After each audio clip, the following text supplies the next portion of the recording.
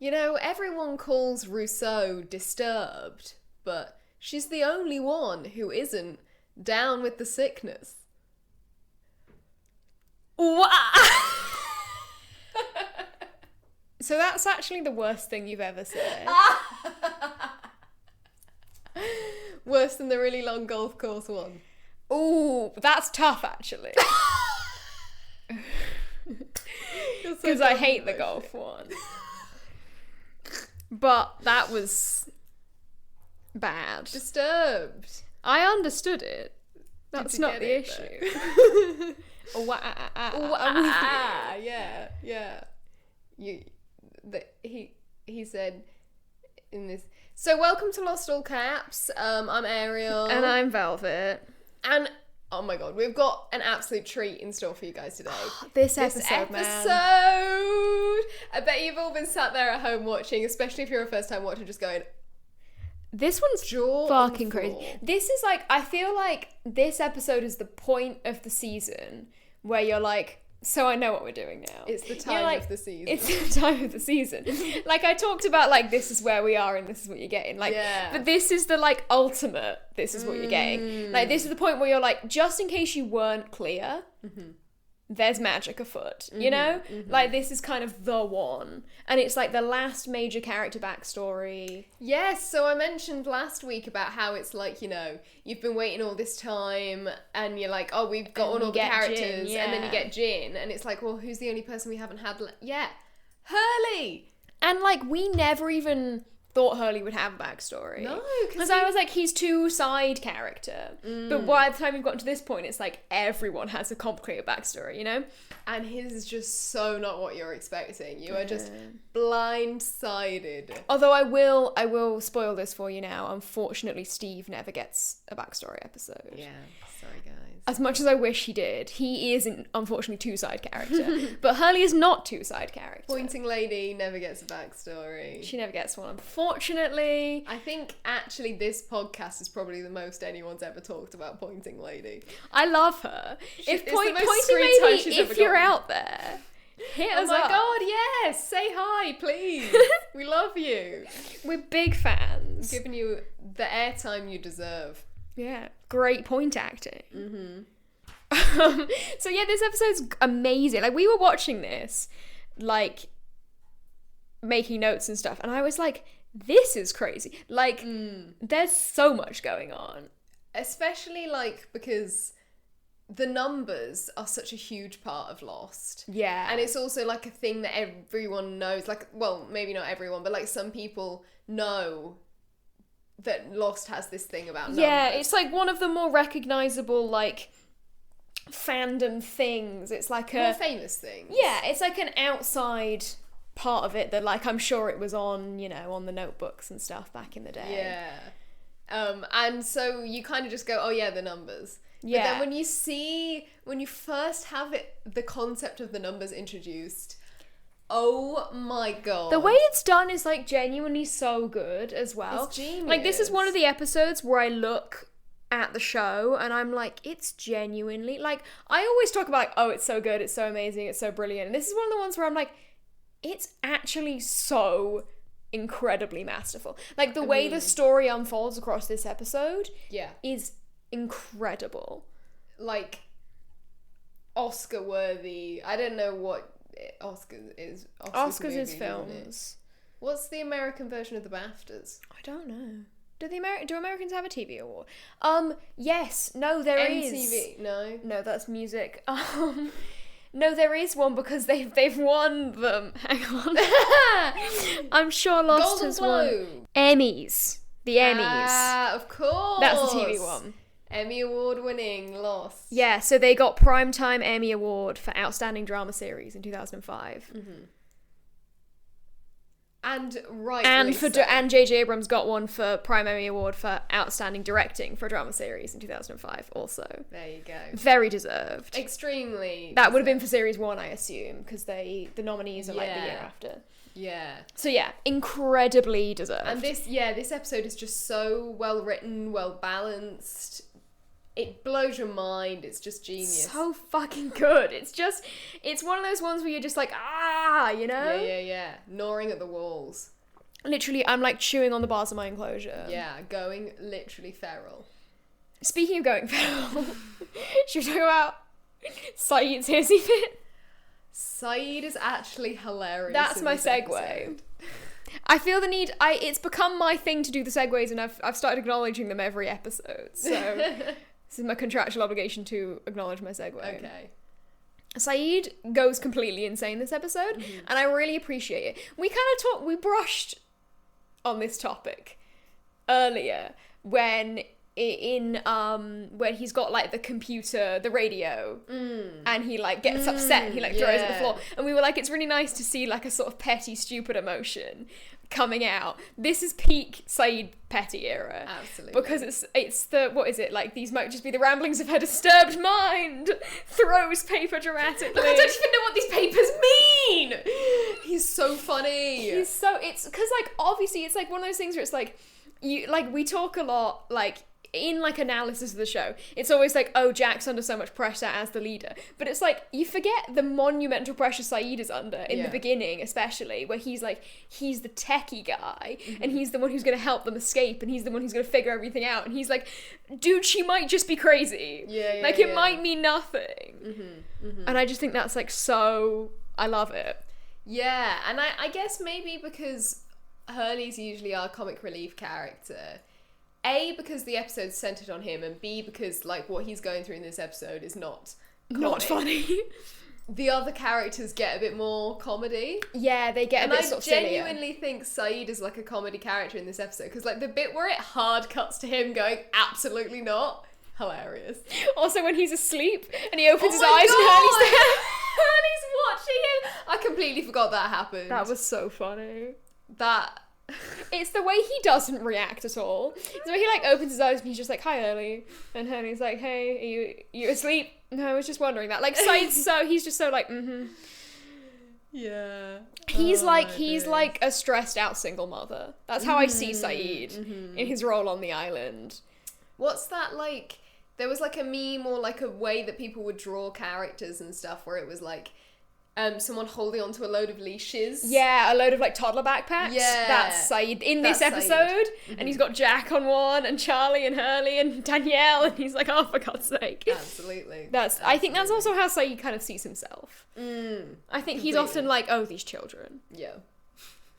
I can see him like, you know, like when you're little and there's always like the one kid in the class who tries to like talk to the parents at like the birthday party.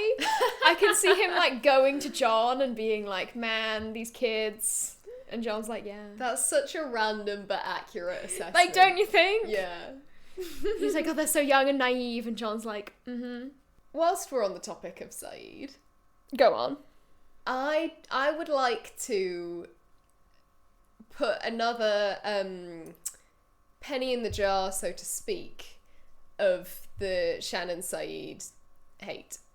Oh yeah. As a couple. It was weird. Because, and look, it was weird, but I'm gonna make a genuine point about it. Okay. Why did he touch her face? Yeah. That was so odd. That was weird. It was like, so I the dialogue and everything, the way it was played mostly was fine, I thought. You know, Shannon, I thought she acted it quite well, being like, you know, so what if I am? Yeah. Like, that's kind of her sort of stubborn... Not wanting to be vulnerable. Brattiness, yeah. Coming out, but she's obviously changed from how she was in the beginning of the crash. She's a lot less annoying now, let's put that out there. Yeah, for sure. And I think that was kind of her, like, you know, she is being vulnerable, but she's also still not, and blah, blah, blah. So I thought that was done well. The way that Saeed played it, very weird. Why did he touch her face like that? Yeah, it's like, I know that, like, face touching is like a, you know, it's like a romantic, but also it's like, if someone's worried about you, I'm like, go for like a hug first. Yeah. Then you can do a face. Also, hold. he was like at arm's length. It was kind of like he was holding her away. He was like, just like patting her on the head like a closer. dog or something. Yeah. It was weird. It was weird, but I wanted to contrast that. Here's my serious point. with when he found the picture of Nadia in the camp. And it was like that moment when he was touching that photograph that felt way more intimate, So way much more more compelling. feeling behind it than when he was with Shannon. And this is like something that like I actually read someone on Tumblr a few days ago pointing this out. So if whoever that Tumblr user was is listening, I agree with you. Being like, what was Saeed's long-term plan here? Because he has her that he's like, you know, Nadia that he's like so totally in love with, and then it's like, and also Shannon is here. Yeah, but maybe he was just kind of, you know, taking advantage of the island scenario. I mean, I guess. I may be using this word incorrectly because I'm still not entirely sure what it means, but situationship? Yeah, I would call it a situationship. But like the situation is plane crash. Yes. More than like the situation being met on Hinge. You see, I don't know what it means. A situationship is like, it's not quite a relationship, but like things are occurring. Oh, okay. So I thought it was a bit more like, I guess I was thinking a bit more of it in like a meet cute scenario. I was like, oh, you're like roommates, and they were roommates-ing. Yeah, that, I mean, I guess. It depends. Situationship usually is like, there's no like emotional commitment yet. Okay. But like, there's like a sort of, what's going on here? So what's the situation? Why is it situation? I don't really know. Because it's not about your situation, really. Well, it's the situation of the relationship, I guess. You're in a situation where there's no emotional commitment yet, but, like, there's things happening and, like, you're not quite exclusive, but you might want to be, but you don't want to broach it with the other person in case they don't want to be. It's like a situation, I think is the vibe. Okay. It's just a name for that kind of beginning stage. Yeah. So doesn't really apply to Shannon and Saeed. I would say it applied to Shannon and Saeed sort of a couple episodes ago. Like, that was like Saeed went to Boone and was like, I have a situationship with your sister. That's kind of... Don't talk about that. Sorry, I'm just picturing Saeed saying the word situationship. Let's actually talk about Hurley, shall we? Yes. So yeah, the numbers. So, shall we jump right in? Let's the get juicy knee-deep stuff, yeah. in the passenger seat, as it were. Is that a song reference? It's Casual by Chaperone. Okay. Ariel doesn't like Chaperone. I love Chaperone. I'm feeling a lot more like the side of the situation. What's a Weebaloo? Oh, the kids these days. Oh, okay. Yeah. 4. 8. 16. Mr. 15, you absolute idiot! Oh my god, let's try that again. I cannot believe you did that. That's so funny. 4. We're keeping that in. Editors, if you're listening, keep that in. We need receipts. You need to answer for your stupidity. It's literally on my shirt. You could have looked down. I'm not looking down. I figured I knew them. You should know them. I should know them. It's not as if they're... Well, it's been a while. It's been 17 episodes of not being allowed to talk about them. That's very true. It's been so hard not to mention the numbers. It's so exciting. 4. 8. 15. 16. 23. 42. They are one of my favourite things whilst watching this show. Yeah. Is to notice when the numbers come up. Yeah. So obviously, as you're aware from this episode, Yes. they feature in multiple places. Yes, so obviously the whole sequence of numbers is very important to Hurley winning the lottery. Rousseau heard them on the transmission. She wrote them down. And then also the big fucking twist at the Leonard end. heard them Leonard on the heard radio them, tower. And he repeats the whole sequence. And that's how Hurley knew them. So that's Yeah, all roads lead back to the island. But also, big reveal at the end. Yes. They're Oh on the my hatch. god, mind blowing. They're on the hatch. I couldn't fucking cope. That's like one of the endings where you're like, this is insane. Like, where it's a guys, where are we situation. Yes, you know? yes, it absolutely is. I love it. blown. And yeah, Velvet's got your lovely shirt with the numbers on. Yeah, maybe 5-6 quid. And I keep saying to you, let me borrow it, and you haven't yet. Nope. I want it. Mine. But yeah, I also not have your my colour. little pin badge with the numbers on, and I made this myself. I Yes. make pin badges. I have one of those as well. Yeah, I made one for Velvet as well. And self-censoring with the pin badge. I like that. But, you know, like, since we were all talking about these crazy numbers in this episode, you may have noticed a few times when it came up, I wrote a couple down. When Hurley owns a factory that makes sneakers, there was a fire. 8 people I wrote that one down. 8 people died.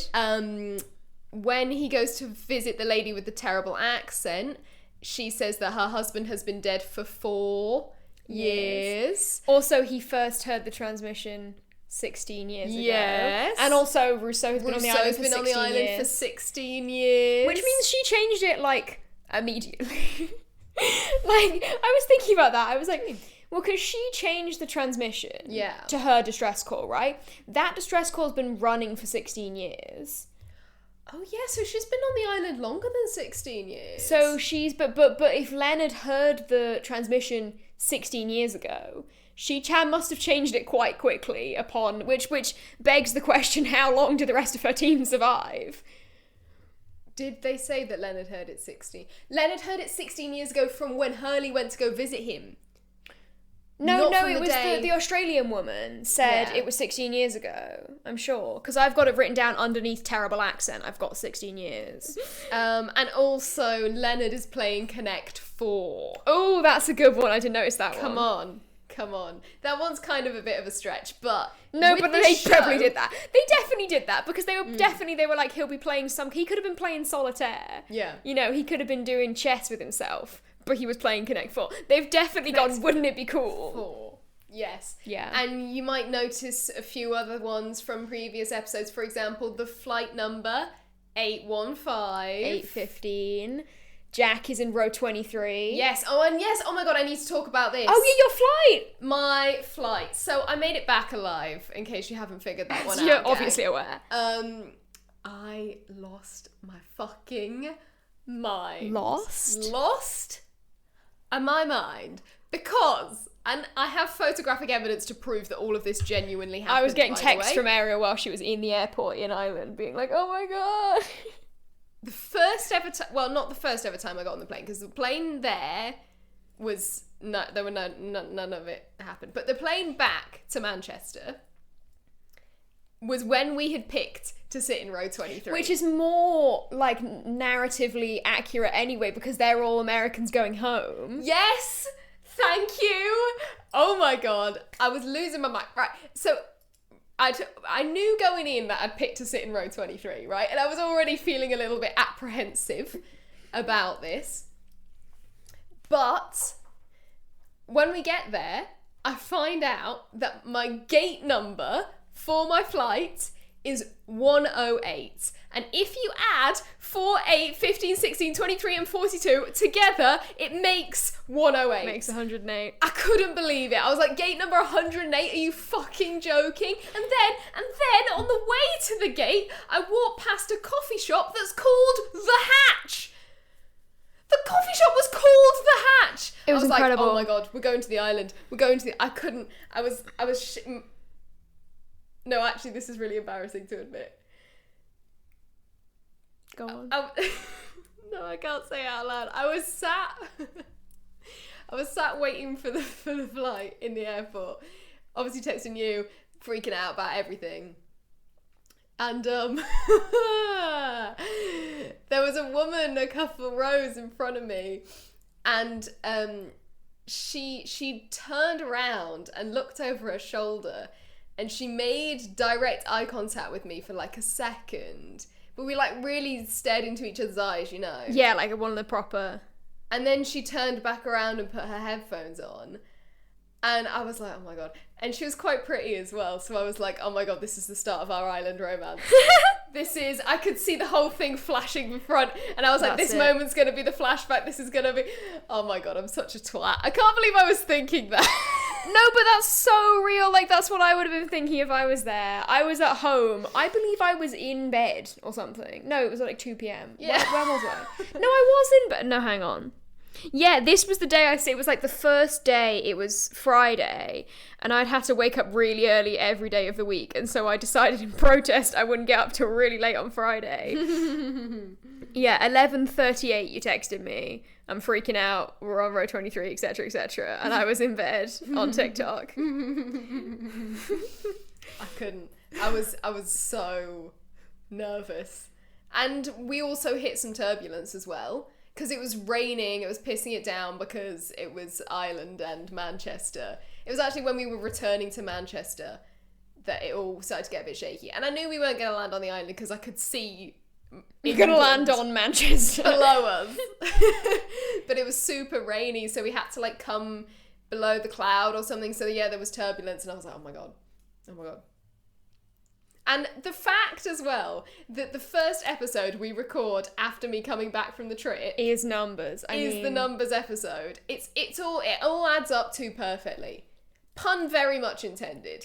It all comes back around. I I completely forgotten that was even a thing that was said in the show. But ever since we did, what episode was that? Confidence Man? Outlaws.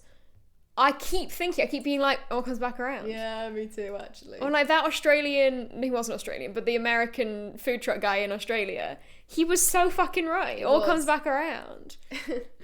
One thing about Lost is the characters get lost and it all comes back around. I love when the characters just get lost.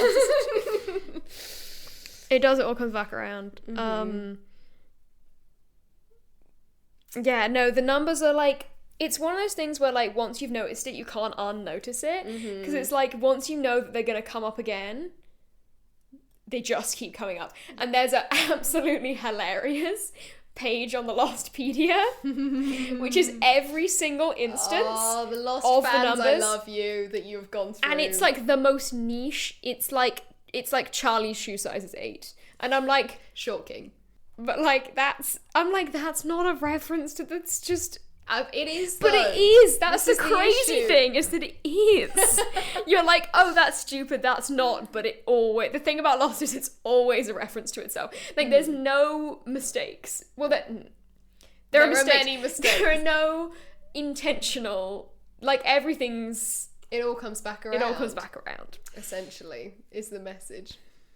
And the numbers, but also we get Hurley's family. Hurley's family are great. Hurley's family are fucking iconic. Hurley's mum, she might be like my favourite flashback character ever. She's hilarious. She's so funny. It's like, she just, every scene, she's so like, why do I have to wear a blindfold? You know I don't like surprises. He's like trying to do something nice and she's like, no, I hate She's so funny. She has that, like, no filter, and it's like, it's really good as, like, a kind of comedy character, do you know what I mean? For sure. But what we also get from Hurley's family is an amazing moment, which is, drumroll please, Lost's first gay character. Off-screen bisexual. Come on. And you can tell everybody. Let's get the celebration going. Come on, people. Lost's first gay character. Imagine I have like a party blower thing. Mm-hmm. Get our little pride flags out. Come on. So, she is a legend with no lines. She's 1 second of footage on screen. She's briefly on screen. And the gay reveal comes after that point. She's, Hurley's brother's ex-wife who leaves him for a woman. Yeah. Don't talk to me about that whore. Yeah, I know. And she's immediately, like, fucking discriminated against. Lost's first gay character. Lost's first gay character. It's like, Hurley wins the lottery, everything starts going badly for him, he realises the numbers, he goes to Australia, he comes to the island, he realises the numbers are on the island, he figures out that they're, from the transmission. It's like, connected. It's genuinely a, like, linear, that's what I was going for. Yes. It's genuinely a linear narrative for Hurley, which I think is really cool, because it's kind of the only time that happens, I think.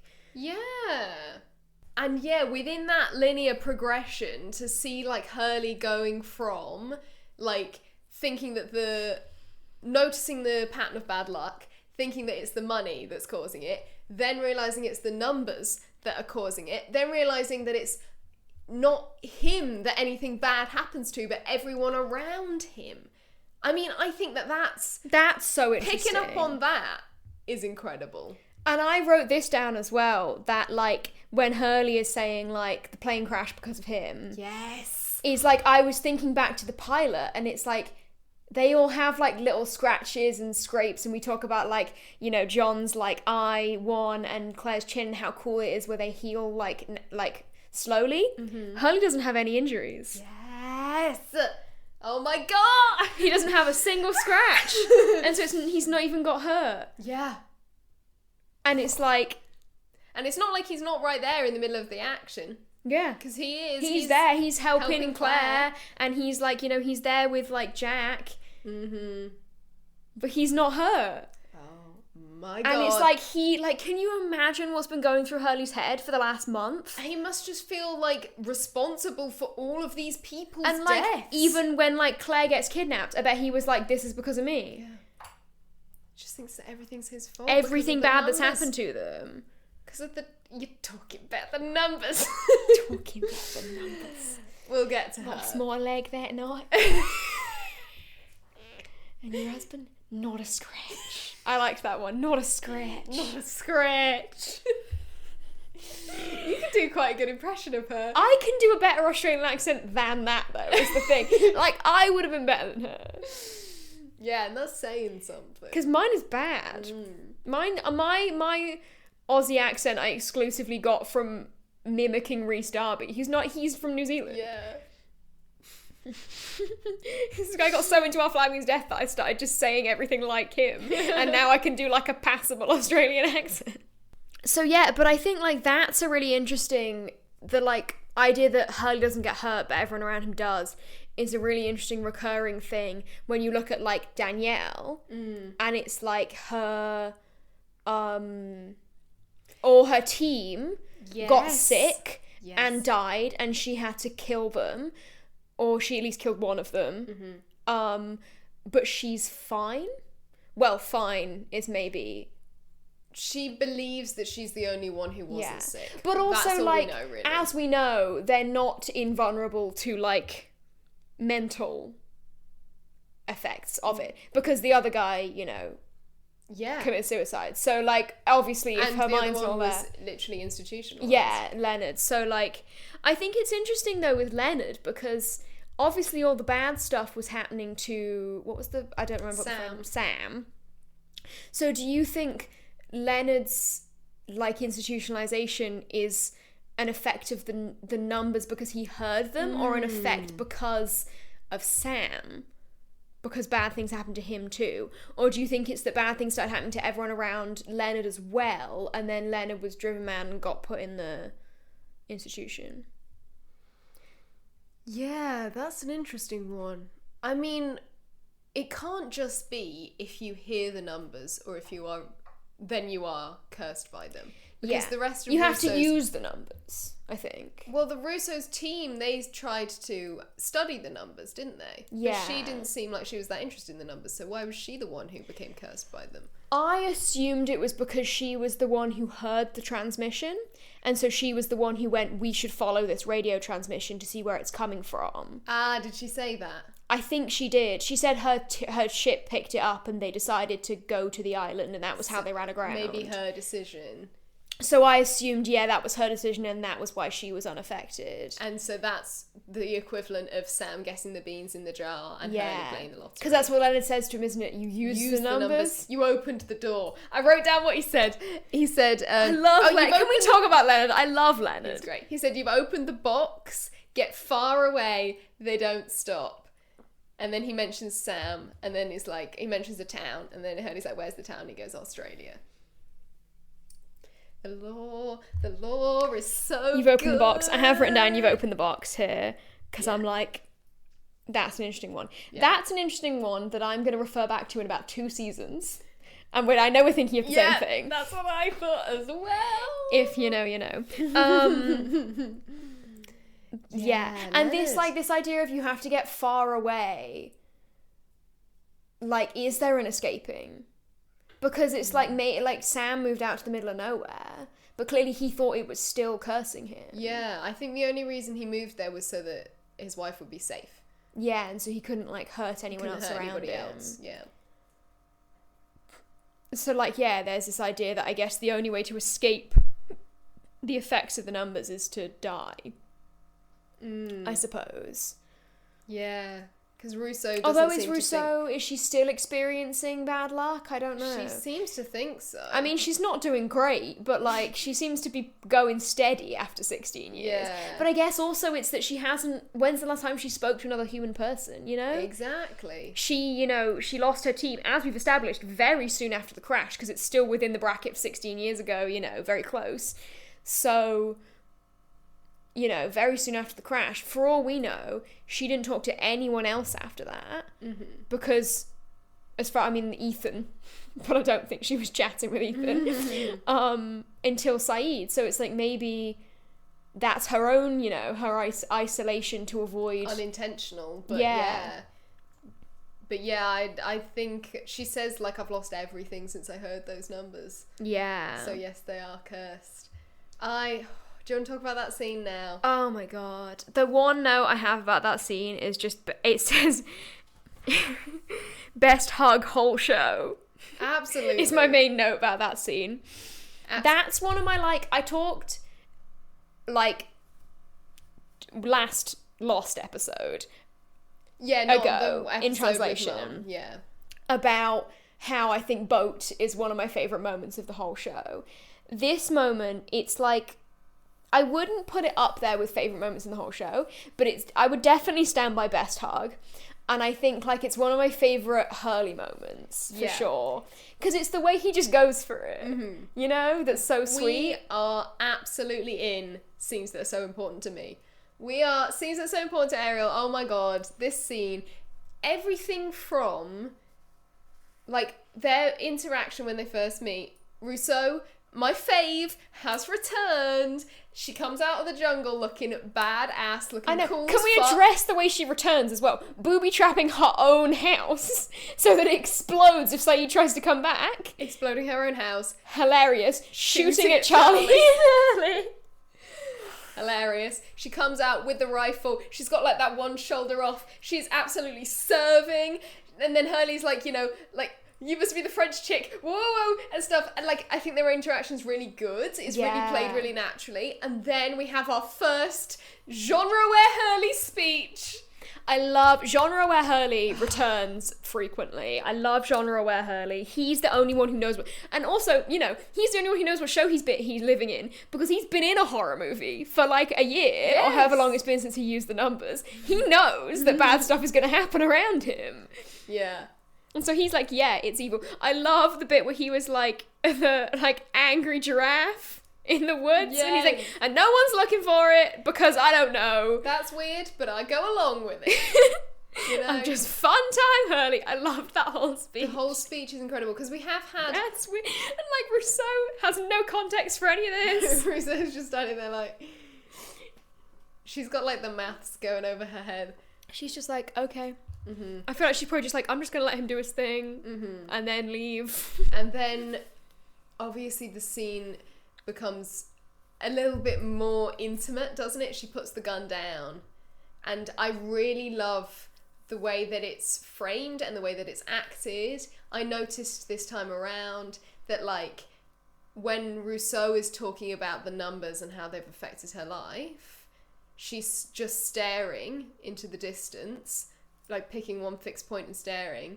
But when Hurley's talking about it and saying, like, you know, you have no idea what it means to me, no one's believed me this whole time, he's, like, looking around a lot, looking up, looking like, you know, he's kind of... I just really liked the contrast between the two of them. Yeah, they're like two of probably the most different characters in the whole show. But they find this connection.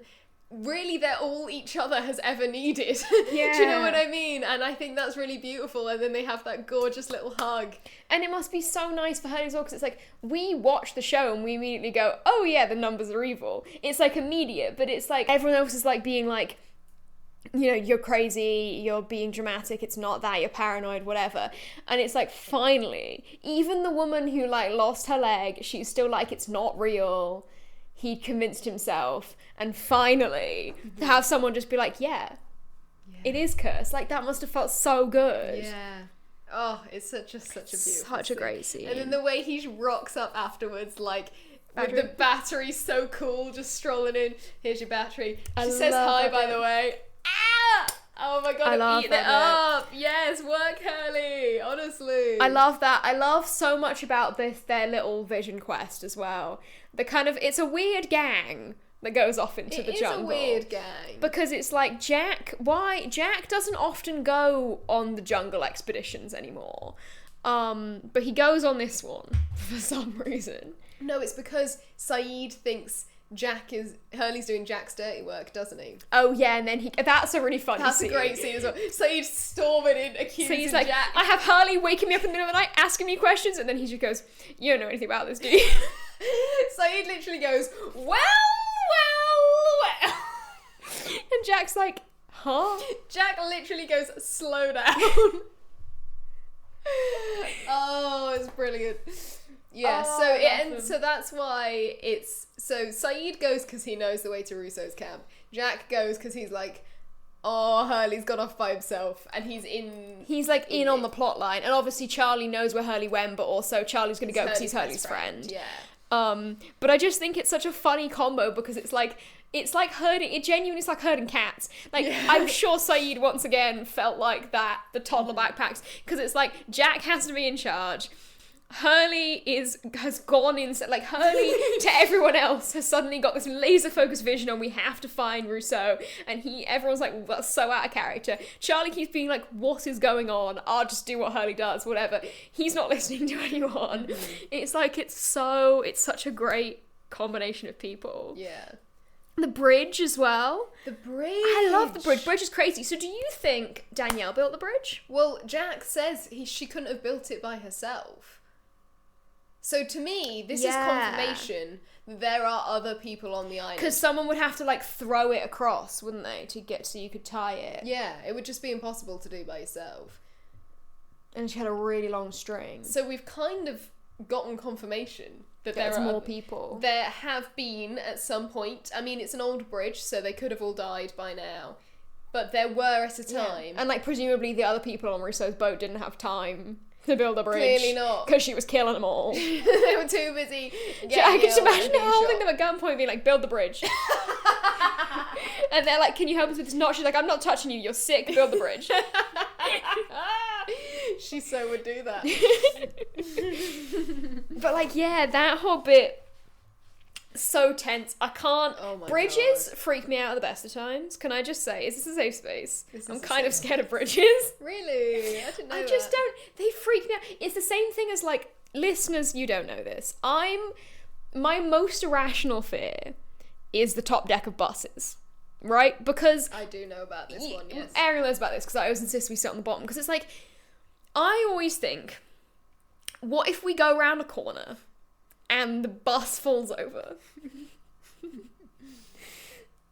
Like, which is ridiculous. I understand, but I where you're coming from. Not think it. Yeah, because you think that it's top heavy because you're up there. Because I'm on the top, but it's not. And it's like, I think I just don't like being sort of high up, like being on a bridge. I'm always like, but what if it collapses?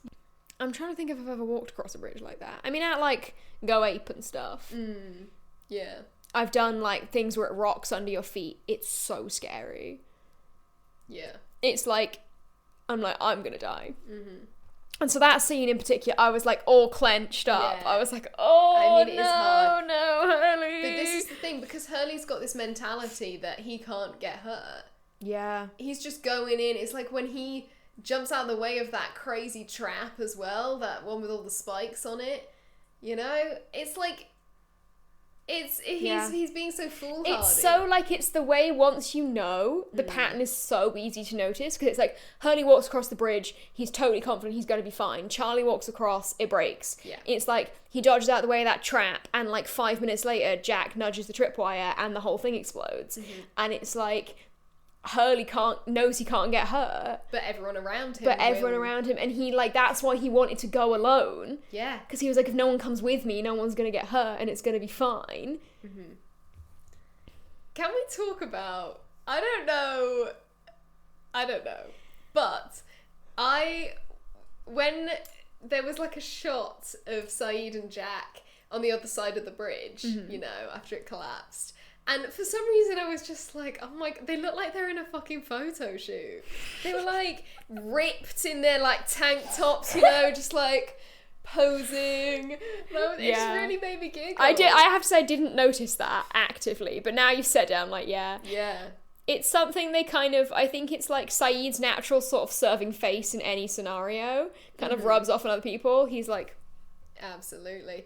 Oh, we didn't even talk, we got so excited last week about In Translation that we forgot to mention we're on a new disc. Oh yeah! We're on a new DVD and Saeed is on the cover of this one. Absolutely mogging. Looking so handsome, I might add. I don't know what mogging means. It's sort of the same as serving face. The crucial thing about this is I have to explain these terms to Ariel, but I also don't know what they mean. Like, everything I know about things like situationship and mogging are things that I've kind of gleaned from context. I've never actually known where they come from. So it's like, I explain the meanings to you. Every now and then one of my friends leading the blind. It really is. Every now and then one of my friends will actually finally be like, okay, so I'll bite. What does this mean? And I'm like, and then someone explains it and I'm like, oh, okay. Yeah. It's like when I found out what Riz actually, that it was short for charisma. I was like, oh, I thought it was just a word we all started saying, you know? Mm-hmm. It's so funny how easily I will just integrate something into my language when I don't really know what it means. But yeah, Saeed looks great on the DVD. Yeah, he's like fully in profile, isn't he? His hair's blowing back in the wind. I'm like, serve. He looks great. Another moment I really enjoyed from their little expedition is when it's Hurley's gone, and then Saeed and Jack and Charlie are like, we're gonna catch up. And then Saeed says like, I'll take the lead. Next time we see them, he's like, everybody wait here, let's look at this thing. And then Charlie goes, hey guys, look over here. I'm like, Charlie, you've immediately walked off ahead when Saeed said, I'll take the lead. Oh, he really is herding cats, isn't he? It's literally babysitting. Yeah. It's so funny. Charlie just runs off and finds the bridge on his own. Yeah. Just really made me laugh. I was like, if I could just imagine Saeed's internal monologue being like, he's like, Charlie, really? Jack, stay here. Why couldn't I have brought Kate with me? Although Kate would have also run off, but she can like look after herself. Yeah. You know?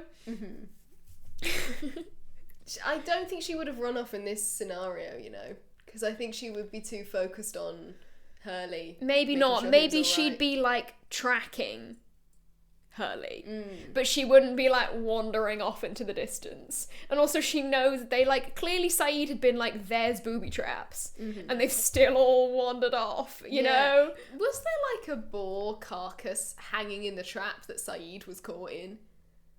I didn't know this one, but probably. Right when Hurley steps on the thing that's got the big spikes. I mean, I didn't see, but I would believe that. Which was quite grim. Yeah. So it's probably good that you didn't see. But I love, like, Saeed's intuition when he's like, we're close. I recognise this place. I was like, no the fuck you don't. It's trees. Come on. Really funny. Yeah. And then it immediately blows up. That's a great... I just have explosion in all caps written here. Also, when they got shot at, and Charlie's like, oh, Hurley was right behind me, and then he wasn't. I was like, don't lie. You ran off in the opposite direction to the direction Hurley ran. We got separated. I don't know how it happened. It just happened somehow. I just sped off at full speed away from him. I don't know. He didn't follow me. I love it when Charlie runs as well, because he always looks really little. Have you noticed this? No. It's always like, I don't know if it's just like the full body shot or something, but whenever he's running, it's like he's moving very quickly. And I always get the vibe, maybe it's just the fact that Don Monaghan played a Hobbit, but I just always get the energy that he's very small. Short king. He looks really little when he's running. I just appreciate it. I mean, you can't really talk about people looking stupid when they run. Oh no, I am the world's most ridiculous runner. I remembered this the other day because I remembered that film I did with the running. I was an extra in a student film about an athlete, and I was a runner, and we had to like do races on this like athletics track, and I kind of like day before just went, why did I sign up for this? Because I have a notoriously bad... My run is so embarrassing that I had to go to the doctors when I was 12. This is like one of the worst stories of my entire life. When I was about 12... You don't have to tell it. No, but it's funny. It's a safe space. When I was about 12 or 13, I had a really bad back, and we went to the doctors, and she was like, oh, you might have like an alignment problem. Run up and down the office for me, and we'll see if you have like, you know, if you have like an obvious, I don't know, hip out of place or whatever. And I'm running, and this is a small office, okay? This office is maybe the length of this table. There's not a lot of space to be running. I run maybe 3 lengths of this office. I turn around, and both the nurse and my mother are laughing because I look so stupid. A medical professional laughed at me, and then through her laughs, she goes, oh, you've got quite a lollopy run, haven't you? Not lollopy. I was like, what does that mean? Is that a diagnosis? Medical term? It was mortifying. I was and this is like also like when you're like 13 and everything's awful. I was like, that happened to me now, I'd just laugh it off. I was like 12 at the time. Absolutely awful. And now every time I run, I just picture myself as a giant rabbit. Now that you guys have met our mum, you can see if that's in character. I think it checks the out. opinion that you formed of her. Awful experience. She's not going to be happy with us. Mum, sorry. I'm not sorry, you laughed at me. So, I mean, like, Charlie's not as bad of a runner as me, but he does, like, he has that kind of energy. It's not, like, that's not a man who runs frequently. He's a lolloper. He's got a lolloping energy. He's like, you know that episode of Friends where Phoebe goes running and she's like, that's, like, Charlie's running energy. I think that's part of why he looks quite little, because he sort of runs like a kid who hasn't learned proper form or whatever. But I appreciate it, because I think if you're in that kind of situation, you're not thinking about pacing yourself, you know? Pace. Pace. That's Sorry. good. He's always pacing himself. He is. I think if new headcanon, when Drive Shaft broke up, Charlie wrote a solo album that was called Pacing Myself, and it never made it to production. God, yes he did. Yes he did. Never made it. Or like an autobiography. He's got like a manuscript, an autobiography that's called Pacing Ourselves, and it's like the true story of Drive Shaft. Yes. It's like the Bros documentary. Yeah. Oh my god, absolutely. But he couldn't get the book deal. He couldn't close the deal. There just wasn't the market for it. Oh my god, that's so 100% correct. That's like a lost ass episode title as well. That's giving Lord of the Files. Like, I'm so shocked there isn't a Charlie episode called Pacing Yourself. Yeah. Oh my god, speaking of Lord of the Files, another little cameo in the flashbacks. Hurley owns a box company. Yes! He owns John's box company. The one that John works at. I mean, that's not like... We can only assume. They say box company, I'm like, it's got to be the same one. Come on. Everything's connected. It all comes back around. All comes back to boxes. There are no accidents. Just like Master Uruguay. Yeah. Also, box company, you've opened the box. True. Connection to John, question mark? Maybe, I don't know. Maybe, definitely not. Maybe the hatch is also a box. Is in a sense that a box. That they can't open. And it has the numbers on it. We've connected the dots. We found our own dots and connected them. We found dots that even the writers didn't find, and we've drawn them together. It's like, you know, like if you're given a dot to dot that doesn't have numbers on, and you can do it in the shape that it obviously is, but you could also just connect it randomly. Like, what we're doing is just sort of drawing lines. Absolutely. But John, this episode, should we talk about that? Oh my god, I love this plot line. This is one of my favourite, like, Might be C-plots. like favourite John moment, I won't lie. Really? I mean, that's maybe a stretch. I like the rain bit. Well, there's multiple rain bits. It's gonna rain in 1 minute, though. It's gonna rain in 1 minute, and the foot wiggle, the second time you see the foot wiggle. But, like, in terms of John's active sort of behaviour, I disagree with a lot of things he does, but this, oh my god, it's so sweet. It's so lovely. And I forgot that it was in this episode as well. Yeah.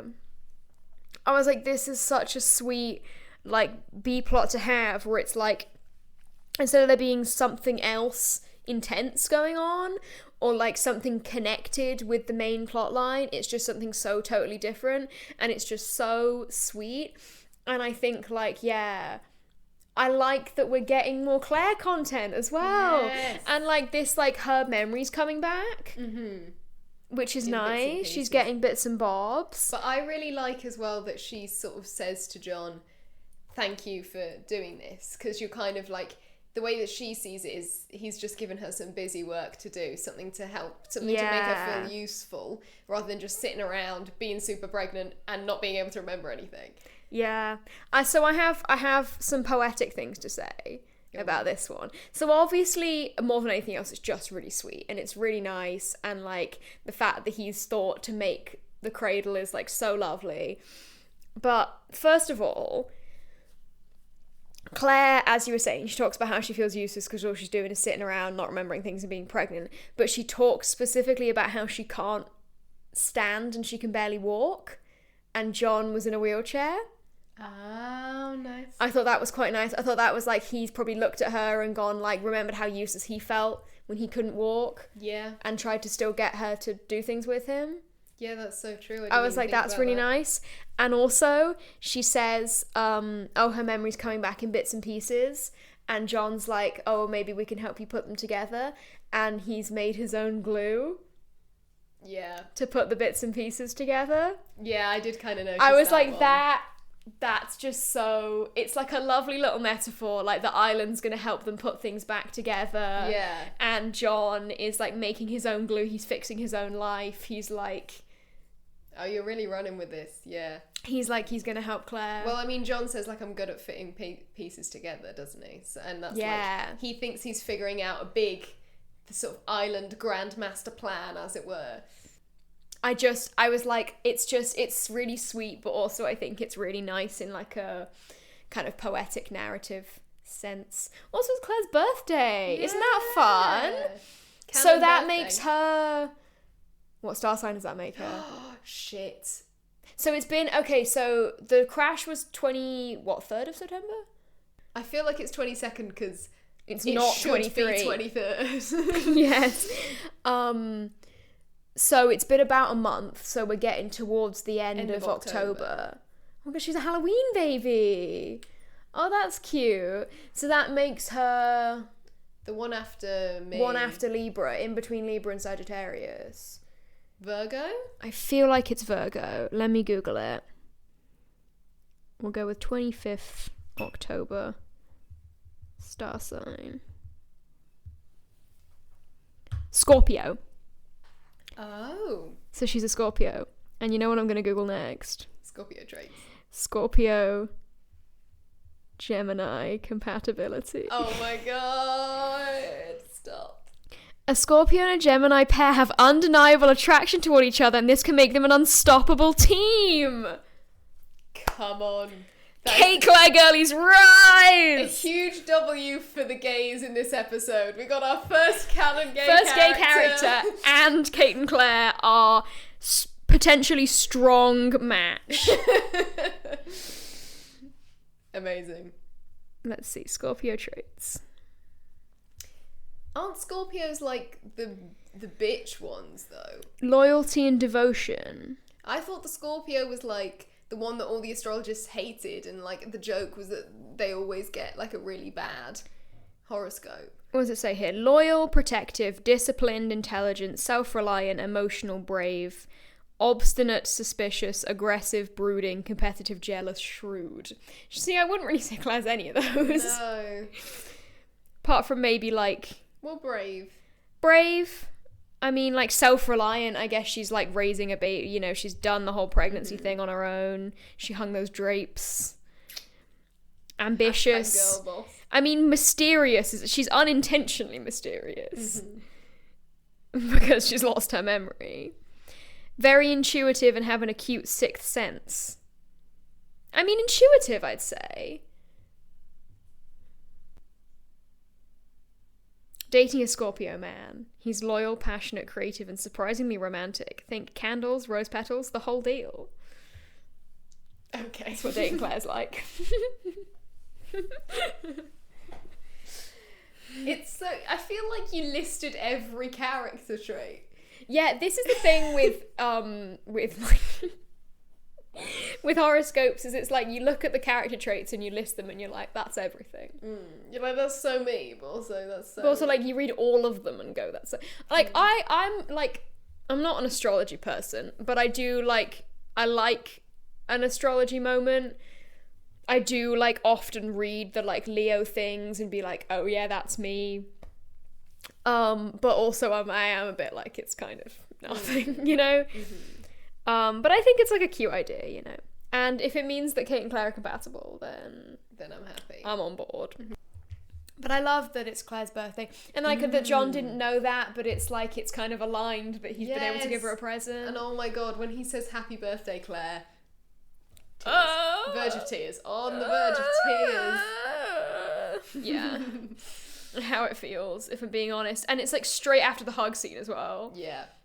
Interesting thing I have written down from that scene, when Claire says to John, do you believe in luck? Yeah. Because I was like, that's interesting, right? Because I don't thinking a lot about luck in this episode. Yeah, it was like, because what was it? It was like, John says like, oh, but it's bad luck. No, he says your birthday is going to be close to your baby's. Oh, and that's good luck.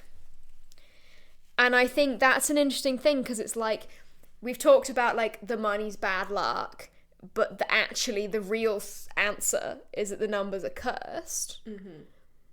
So it's like, is it luck or is it fate or is it, you know, is it the universe? Is it the island? What's the difference? And is there a difference between a curse and bad luck? Yeah. It sounds like there's a difference, but... It's all semantics, really, isn't it? Yeah. And I just thought that was an interesting thing. Very, very interesting. Just like, they're getting philosophical this episode, you know? They surely are.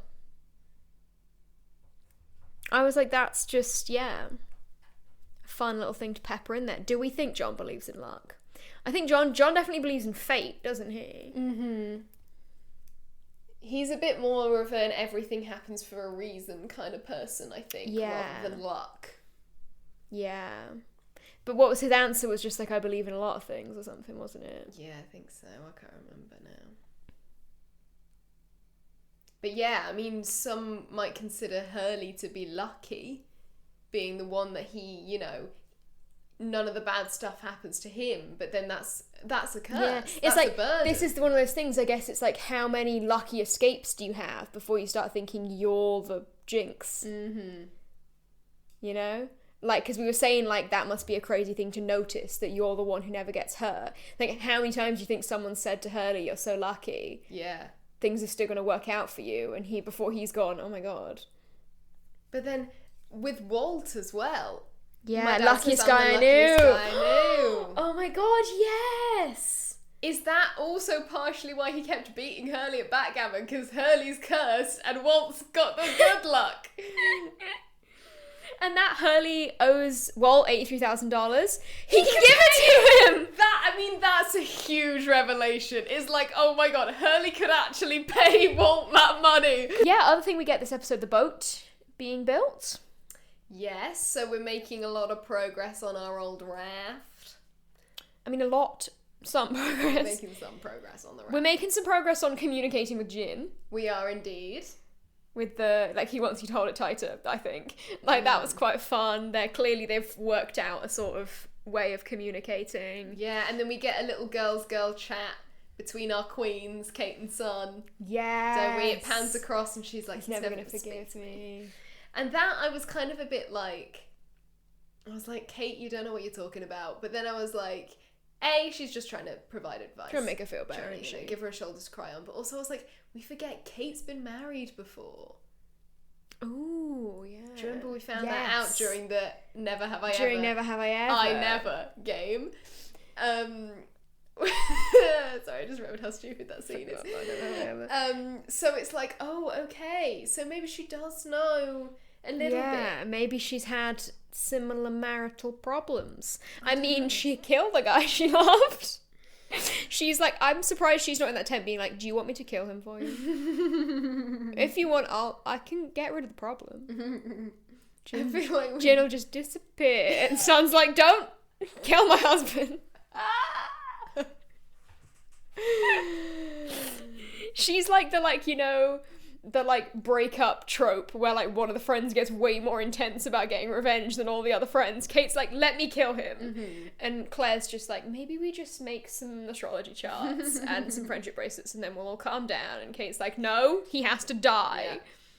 I already dug the hole. We bury him next to the marshal, it's all good. I've got a couple little notes about, like, the kind of televisography, if you want me to get going with those. What the fuck? That's my note. You can talk about the music. The music. Yep. I was gonna say I have a note about music. I really was that? vividly remember that scene because I remember just being so confused. I was like, Hurley, first of all, you're already kind of confused because it's like Hurley has gone off the radar. Like, he's done something completely out of character. Many things about that scene. He's walking off on the beach on his own. He's got the t-shirt wrapped around his head. I like that. I like really it, good. but then he doesn't have it ever again, or at any other point in this episode, or ever again in the series. No, he keeps it on for the whole track. He doesn't have it on when he meets Rousseau. Oh, maybe he doesn't have it on then. He doesn't have it on when he's going over the bridge. I think he has it on when he's in the trap. Maybe. Like. But, like, I guess, I mean, I know it's, like, to protect his neck from the sun or whatever, so I guess when he goes under the trees, he takes it off. But I was also, like, a bit strange. And the music is just... It's... Is that... I didn't think he was doing it to protect his neck from the sun. Yeah. Well, that's what, like, you know, like, those, like, caps that have the thing going down the back? I thought it was about his hair. I mean, I also assume it's to keep his hair out of his face and stuff. And stop it from being, like, sweaty and heavy and stuff. Yeah. But maybe, I assume stuff can do two things.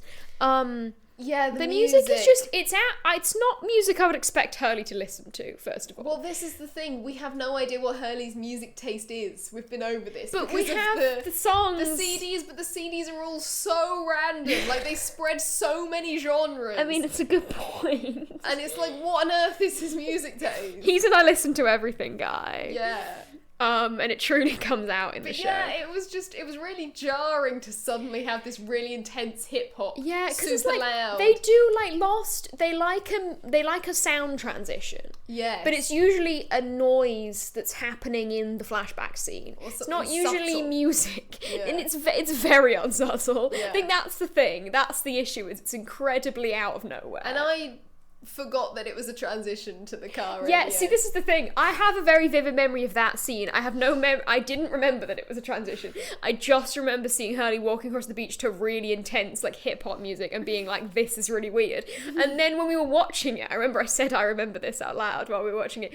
And then it cut away and I was like, okay, that makes a bit more sense than what was happening in my memory. Yeah. But yeah, it's odd. So that's an interesting... But one thing that I did really like, which is just a little detail, when he is by himself, I think this is right before the others find him, and he's following the cable through the jungle, he drops it at a little point. Like, there's just, like, it's just, like, literally the establishing shot of the scene. But he just drops the cable and then, like, picks it back up quickly. And I just... It's nice. I really liked that little I like detail. it when, like, fictional characters do, like, little stumbly mistakes like that, yeah, you know? And it also shows that he's very driven in this episode and focused, but he's still less experienced and doesn't quite know what he's doing or what he's walking into. Definitely. So I have a couple more things, similar vein of things. So I have this written down. I do this thing in my notes where I forget to write context for anything I've written. So I'm often just kind of reading things and going, what does that mean? So I didn't mention this earlier because I was like, I don't know what that means. When Hurley is in the meeting with the accountant, and the accounting guy is like, your factory burnt down, but it's okay, you're going to get insurance money, you own a box company, etc. And Hurley says to him, like, it's bad luck, money's bad luck. And he's like, oh, you know, you're not the first guy to experience. And he also, you know, circling back to Claire and John, he says, like, I don't believe in luck. I'm an accountant. And what he does say, I believe in numbers. Come on. And I was like... Because that's when Hurley realises. Because he goes, where'd you get the numbers, by the way? And then he goes, numbers. The numbers are cursed. And that's when he's like, I have to go see Leonard. Can we talk about that as well? So Hurley was in a psychiatric facility. Psychiatric institution. And the other sort of little bit of televisography I was going to mention, forgot about it briefly. I love the bit where the guy's on that super rickety ladder. I love, because it's the tension in that scene is really brilliant, because Hurley's like getting so angry, and then it's like keeps cutting away to it when he's finally like, stop it. Yeah, he's like, trust me, man, don't do it. But yeah, so when the doctor actually shows up, you see, and I think this is the first time it's revealed where they are. Yeah. It pans around, and in between the two figures, you can see the sign that says psychiatric admittance. Yeah. Like between the two figures, and I thought that's really very nice framing of the shot. Yeah, for sure. And that, like, yeah, Hurley was there, the doctor recognised him, and not as a visitor, because he doesn't know the guy's name. Yeah, and he says, like, I didn't realise you and Leonard were close. So clearly Hurley spent time at the facility, yeah. So that's interesting, because that's obviously nothing to do with the numbers. It's nothing that we've learned about Hurley in the past. Just something like, it was like, I remember the first time we watched this, I didn't really fully clock it until later on. It wasn't until, like, after we watched the episode that I went, like, oh yeah. And also he was just in a, like, hospital. Yeah. I mean, with the amount of lore that gets dropped in this episode, you kind of It's one of those things that kind of slips your mind, doesn't it? And then you go like, oh yeah, so we've learned these things about Hurley's history. Yeah. But it's such a brilliant... Yes, it's a little bit cliche and overplayed, but I do like the fact that the way where he picked up the numbers from was someone who is, quote unquote, like, crazy guy, repeating the numbers, the sequence, you know. Yeah, and I like that it was like, clearly that's all he really says, because that's obviously how Hurley picked it up, was that he just said it over and over again all the time. And I love it when Hurley says he used it and he like stops and goes, you use the numbers, and clearly that's like the first time he's really properly spoken to Hurley. Yeah, absolutely. And it's like, and so it's like I really like that as well, because I said I love Leonard earlier, but it's like I love that like you say, we get presented, he's presented to us as the stereotypical crazy guy, the sort of Renfield who's driven mad by the magic, but then it's like he's clearly more there, you know, than you're led to believe, because he's able to tell Hurley all of these things about the numbers and about the Sam and Australia, and it's like, is he playing that up because he doesn't want anyone to talk to him, because he doesn't want them to get his bad luck? Ooh, that's possible. I'd not considered that. Is it that it's the numbers? Is it that he can only really talk about, that he can only bring himself to talk about the numbers? I reckon that he's just become obsessed with the numbers, much like Sam, right? Who had that big journal where he'd written down everything that happened because to him. Much like you as a viewer, once you know the numbers, you can't stop noticing them. And it's like, obviously it's intentional from our perspective, but I reckon, he got so obsessed with these numbers and figuring out the curse that people were like saying that this was some kind of disorder. Yeah. I just think he's a really interesting character. I'm very fascinated by the characters that are presented as crazy and how the viewer takes them and how they're written in the media, and like having Hurley being the like excuse me, he often comes across as like the sane one, you know? He's our genre aware guy. He's the one who says what the audience is thinking, and suddenly it's like but he's the one who has the Yes. actual history of mental health, like, problems. I think, like, that's a really interesting way to reveal that as well. Absolutely. And also, like, Charlie's being so mean in this episode. Charlie is so... This is, like, I love Charlie, but sometimes he is so mean. Yeah. For no reason. Yeah. I hate Charlie in this episode. And, like, he's just a bit of a bitch. Yeah. Well, some of it he doesn't intentionally realise how affecting Of course, it is. yeah. So, like, he calls Hurley a lunatic and stuff, and then he turns around and he says, like, I am not crazy. And it's Yeah, like, and it's like, of course he couldn't have known that, but also it's like, sometimes Charlie is just a bitch. and he keeps commenting on his weight throughout this episode as well. Like, you know, when he goes across the bridge and Jack's like, don't do that, and Charlie goes like, well, if it could support him. And it's like, you don't need to what do are that. you doing? Yeah. Yeah, You're supposed to be friends with this guy. It's one of those instances that I feel is more the writing than it is Charlie as a character. Because it's probably just like, oh, well, that's just what you would say, so to speak. I'm rolling my sense. eyes extremely I'm hard doing for air the quotes. listener. Yeah. But I do think it's a thing that reoccurs in Charlie a little bit, where Yeah. sometimes he's just pretty bitchy. Yeah, and I don't understand it because, like, it's like those two are, like, good friends, but then, like, Charlie's kind of horrible to him sometimes. Yeah, I think it's like he gets a bit of a sort of rock star egotist thing I sometimes. think he does, you know. Where he goes like, no, do my thing. Yeah. I'm important, I'm the centre of attention. I think he has a bit of that, and I think it's a bit of a like, I'm a rock star, I'm famous, I've got groupies, whatever. Yeah. Maybe That he kind of jumps feels out like a bit. He's sort of been bundled in with, like, he's sort of aware that he's not the buffoon. main Yeah. character. He's in the B characters. Yeah. And it's like sometimes, you know, it's for good reason. When he's being like, why is no one going after Claire? I'm like, okay, be bitchy about that. Good idea, Charlie. But so a lot of the time I'm a bit like, whoa. Yeah. But you know, in that final scene as well, I'm like, he's so he mean. is not the supportive queen he thinks he is. That is so needlessly mean. I'm Yeah. like, there's no need to not take that seriously. I mean, I do think in the situation I would probably go, oh yeah. Oh, I'd be right, like- yeah. I'm And like, yeah, haha, but I wouldn't be like, so... Well, I guess, I mean, like, the thing is, I think also we kind of forget as viewers that the drugs thing is a big deal. Because it's like, not many people know about that.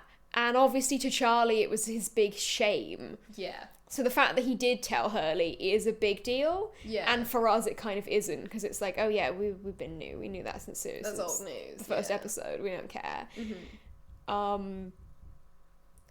But yeah, it's the immediate anger and just Yeah. going like, you're just joking around and then like Yeah. fucking off, basically. Like, I feel like I would have been like, are you a slash SRS? Yeah. You know? I would have been /J or /S. I would have been like, are you for real? Because I can't tell. Like, I wouldn't have immediately been like, but actually that brings me back around. It all comes back around. To the final kind of comment I had on the episode when we were watching it is this one's far-fetched. But another As sort opposed of... to everything else we've said this episode. As opposed to everything else to say about the show. Like, when Charlie really thinks that Hurley is being dramatic and lying and he's, like, really angry about it, I was like, that's a bit of an extreme reaction. And then I was like, is in that they don't believe Hurley, is that some kind of, like protection? Like, if they don't believe that if they don't know that he used the numbers, if they don't take him seriously, they can't be affected by what happened? No, I don't think so, because what about the lady with the bad accent? She doesn't believe that the numbers are... No, but she cursed. knew that he'd used them. Okay. Is what I'm... So, like, let me try and explain my point better. So, but in order to evoke the curse, is what I'm going with. Evoke the curse. Don't do this. Don't cross your hands over each other like it's an actual gesture. You have to use the numbers, right? Yes. So it isn't until Sam uses them to guess on the fair, and it isn't until Hurley bets on the lottery with them that the curse is evoked. Yes. And Rousseau follows them. Yes. Right? So, and then from then on, the people who are around the person who used the numbers have bad things happen to them, Yes. right? But it's like, if you look at it, Sam's wife, I don't know if she has a name. You're talking about the numbers. Sam's wife, like, she knows that he used the numbers because they use them to win the money, and bad things are happening to her. And it's like, if you look at the people that Hurley's like, we know why he's on the news, we haven't addressed that. Oh my god, yes! The little girl was watching him on the Jin's news. flashback. That was watching That's him on the why. news. That's why, because he won the lottery. Because he won like 50 million or whatever. So obviously made international news. So it's like, everyone knows that Hurley used the numbers, and so that's why, live in this world with me, that's why the bad things are happening to them. But if you look at, like, on the island, obviously the plane crash, Hurley thinks that's his fault, but then it's also like, is that because of Claire and the baby? Is it because of John and his destiny? Many reasons why the plane might have crashed. Yes, I love that we get another little one this episode. It's like, ooh. I like that, like, there are men, they're all like, they don't know I'm the reason the plane crashed. They are literally all sat there in that meme. They don't know I'm the reason the plane crashed, and it's literally every All of single them. character. Is it because of Jack's dad and his, what happened to him? So, yeah, but it's like, since the plane crash, nothing insane, extreme, huge disaster has happened to anyone around Hurley. Is that because they don't know he used the numbers? Ergo, they are not affected by the curse. Okay, well, I would argue Claire has been kidnapped. Yes. Joanna and Steve have both died. Okay, but the reason Steve died is because of Claire, and then that could be because of her baby, and she's the reason the plane crashed because they needed her baby. Well, it could be any of those things. Well, it could be, that's what I'm saying, it could be anything, but it's nothing we can explicitly tie to Hurley. I can't believe you are sitting here and saying that since the plane crash, there have been no disasters. That's not what I'm saying. That is what you just said! I'm saying nothing directly tied to Hurley. The things aren't directly tied to Hurley either. What about that man, like, you know, like, falling out the building when he was having his meeting with the accountant? I forgot about that. Yeah, that's not directly tied to Hurley, it's just because he's in the building. Everything else, though, it's like Hurley's family or his friends or, like... I told you this one was far-fetched before I went into it, okay? But it was just an observation. I still don't really know what you're talking about. I don't understand. What I'm saying Stop going is... on Discord, I can see it from here. What I'm saying is... Try just throw a random theory out, put your sunglasses on, lean back and start going on your phone. Just leave me to deal with the aftermath. I don't understand what you don't understand. Anything that you have said.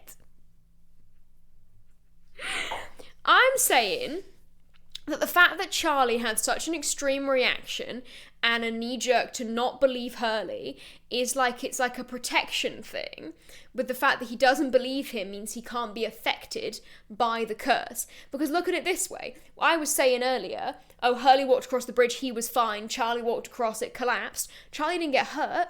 No. Charlie didn't die. Charlie didn't get shot by Rousseau. Saeed and Jack didn't get hurt when the explosion went off. Are you picking up what I'm putting down? Yes. But what are you trying to say? Who is protecting these people? Okay, that's what I'm not sure about. The The numbers. island, the numbers. Well, this is the thing. We don't know where the numbers have come from. This is the the thing. numbers have come from the Are island. you saying the numbers have come from the island? Yes, but are you saying the numbers are evil? The numbers want bad things to befall humanity? Well, they are cursed. Are the numbers their own thing? Did somebody curse the numbers?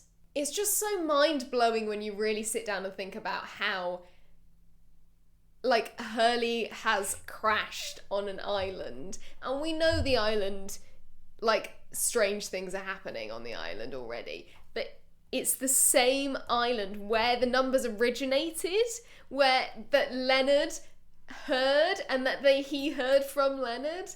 Do you know what I mean? Yeah, no, It's it like, is. It's wild. It's like he's been brought back to the numbers origin. it all comes back around. It all comes back around, and yeah, just when he sees, it's like a mystery. this episode, isn't it? Yeah. It's like a murder mystery. Or he's a detective. It's like the numbers bring people to the island in a way, because it's like the numbers brought Danielle and her crew. Yeah. And it's like indirectly the numbers have brought, by Sam hearing them, they've brought Hurley to the island. Because he then went to Australia and then the plane crashed. Yeah, but also because Sam and Leonard were together, which means Hurley heard the numbers. Yeah.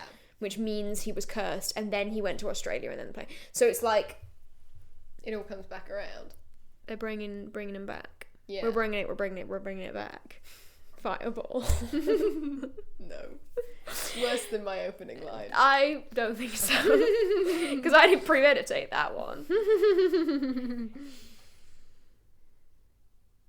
I've got some insane notes. At one point I've written, I'm sorry. Sorry with one R. That big thang of spikes is wild. It is wild. No, I'm with you on that one. Because I was like, what kind of trap is that? I'm sorry. I'm sorry. That big thang. That big thang of spikes is wild. It's wild.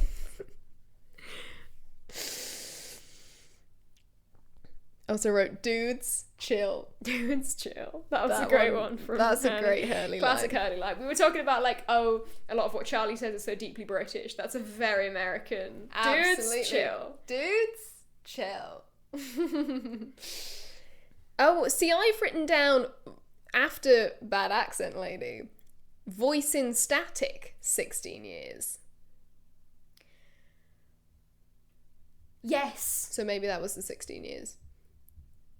Wait, but what does voice in static So mean? that's so Sam and Leonard were monitoring like a radar thing, and then it was all static for years, and then one day they heard a voice and it was repeating the numbers, and that was 16 years ago. The last note I have from this episode just says, "We're lost." I can only assume one of them said it at some point. That's amazing. But I just wrote it down. It's like it's even funnier than noticing the numbers. It's just anytime anyone says the word lost, I'm like, write that down. Yeah, write that down. We're lost. I mean, hey, it's a good point, you know? It's in between explosion and I love when Charlie runs, he looks so little. So I can only assume it's they're lost. Yes, no, he said, we're lost out here. And then that's when Russo started shooting at them. There you go. Yeah, wrote that down. Yeah, and she kind of like conveniently interrupts Hurley right before he's about to tell the whole story. Yeah. So I guess that supports A protection your that wild theory. That Charlie won't believe him. Yeah. Maybe it's Rousseau protecting Cursed, Hurley. watching out for the other cursed. Cursed protects cursed. She's a cursed. As opposed to she's Perfect. a girl's girl. I don't think that needs explaining. Yeah, what a note to end on. We're going to shut She's it down cursed. there, people. She's a cursed. So, thank you for listening. That was episode 18, Numbers, which I've been so excited for. Oh my gosh, yes. Such a good episode. It's incredible. We've had a great time. We have indeed. We're going to leave you to contemplate the numbers a little more. Yeah. And their significance. If there are any moments of the numbers in episodes previous that we've missed, let us know. Yeah, well, there are a few that I think... Because I never noticed it as much as you do. I'm always like, why was it that number? And then you go, are you stupid? Off the top of my head, I'm pretty sure when Kate gets the safety deposit box, Oh, yes. it's 815. Yes, it is. Because I was like, oh, like the plane. But now we know it's even more. It's even more intense, the numbers. But yeah, if there's any others we missed, let us know, because I'm always I'm never gonna notice every time they've used the numbers. Oh, you know? no. Like, I feel like I'm pretty good at noticing, and then someone will be like, actually, and I'm like, oh shit, I missed loads. Yeah. Yeah. We will see you next week for episode 19, which is... Oh, I don't know. Oh, God. God, hang on, let me think. I should know from my writing it in. I want to say it's one of the weird ones. It's either Deus Ex Machina or The Greater Good.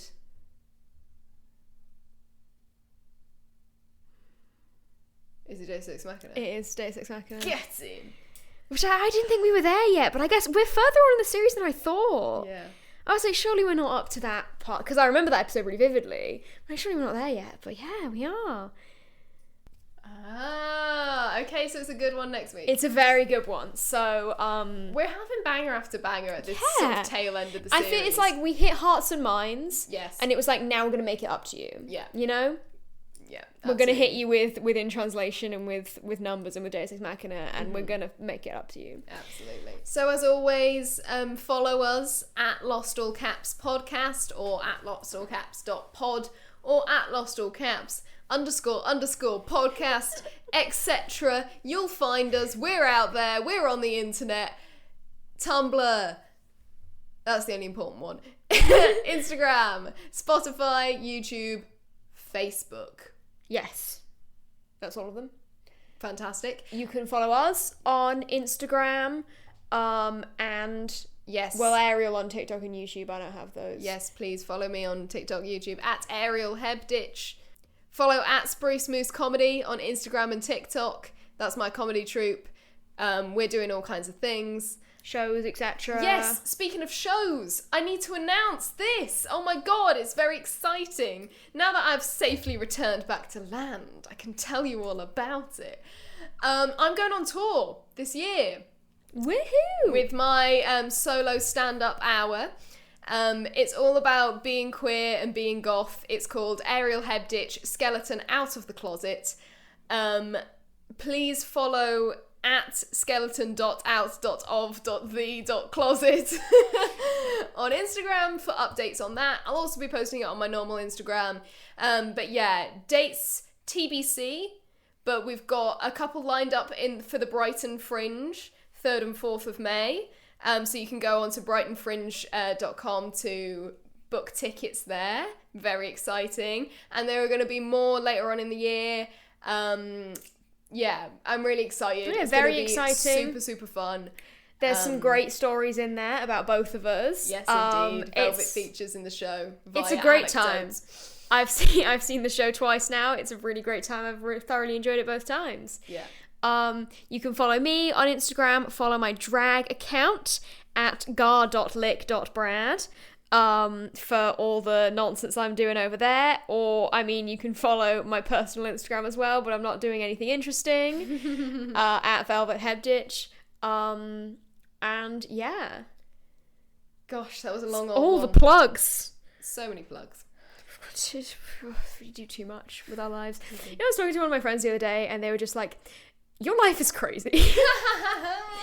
I was like, this was like before my first drag show. They were like, are you still coming to the show? And I was like, yeah. And they were like, your life is wild. And then they went, I assume you record the podcast like in advance, right? And I was like, yeah, we don't do that. Like, it's like, you know, you do a podcast, you're doing drag, you are actively a student. I was like, yeah, I have a lot going on. That's great. I often feel like I got nothing going on, so... Well, that's why you do most of the work for this. Yeah, real. Or I like pull up I'm like a diva star. I like pull up to the studio in my sunglasses with my Discord open on my phone and like sit down and record the episode, and then I go, editors!